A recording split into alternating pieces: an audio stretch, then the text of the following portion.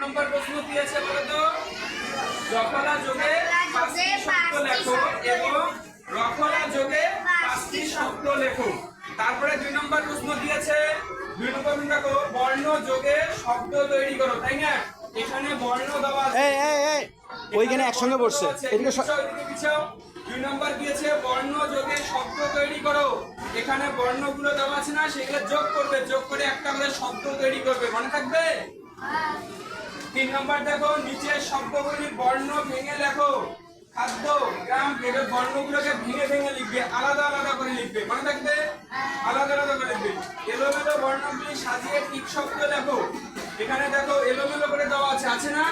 সেই এলোমেলো শব্দগুলোকে তোমরা সঠিকভাবে লিখবে। কি লিখবে দেখো, এই দেখো এলোমেলো শব্দগুলো আছে না, এখানে এলোমেলো শব্দটা সঠিক বর্ণে সাজিয়ে এখানে একটা শব্দ তৈরি করবে। এইদিকে পিছাও, এদিকে পিছাও।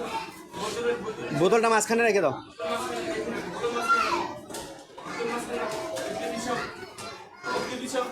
স্যার ওই কোনার বাচ্চাটাকে দেব।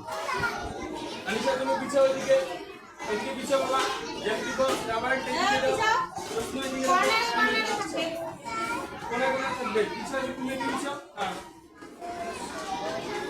হ্যাঁ হ্যাঁ, নিচের শব্দগুলি থেকে বর্ণ ভেঙে লেখো, ভেঙে ভেঙে লিখবে। হ্যাঁ, নিচের শব্দগুলো বলবো তুমি সারপ্রাইজ বাবা দিয়ে পিছাও, বক্স এদিকে রাখো।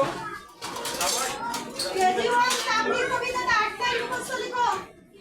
তারপরে আছে দু এক কথা উত্তর দাও। আমি আগে বলবো তারপর লিখবা। না পরে লেখো না, এদিকে পিছাও, দেখো এদিকে পিছাও।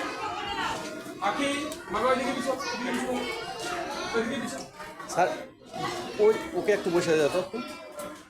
হ্যাঁ হ্যাঁ, এদিকে পিছাও, এদিকে পিছাও। মাঝখানে রাখো না, জ্যামিতি বক্সগুলো মাঝখানে রাখো, দুই সাইডে বসো। জ্যামিতি বক্স, পানির বোতল মাঝখানে রাখবা। স্যার তোমার ছিল আটলাই মুখস্থ লিখো, তারপরে কুশিয়ান কখন ওকে একটু বুঝিয়ে দাও তো ভালো করে। এলিন তুমি বুঝছো? এই তুমি বলছে এলোমেলো এটা ভেঙে দেওয়া আছে কিন্তু এটা একসঙ্গে বর্ণ ভেঙে লেখো, কি লেখা আছে? বর্ণ ভেঙে লেখো, এই বর্ণগুলোকে তোমরা ভেঙে লিখবা, তোমরা ভেঙে লিখবা।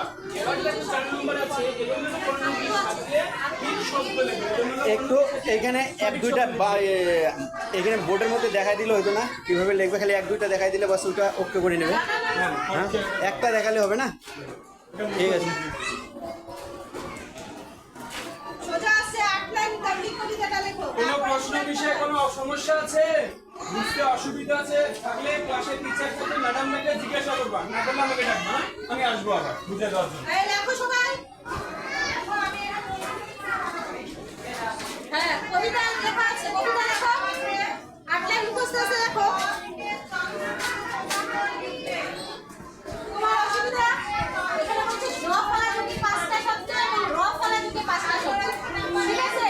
দুইটা আলাদা আলাদা। হ্যাঁ জফলা যুগে 5টা অর্থ না, জফলা যুগে 5টা, শুধু লিখতে লাগে কি হবে জফলা। আমি তো বলবো না যে কি হবে, একটু এখানে একটু দেখে বুঝিয়ে দাও।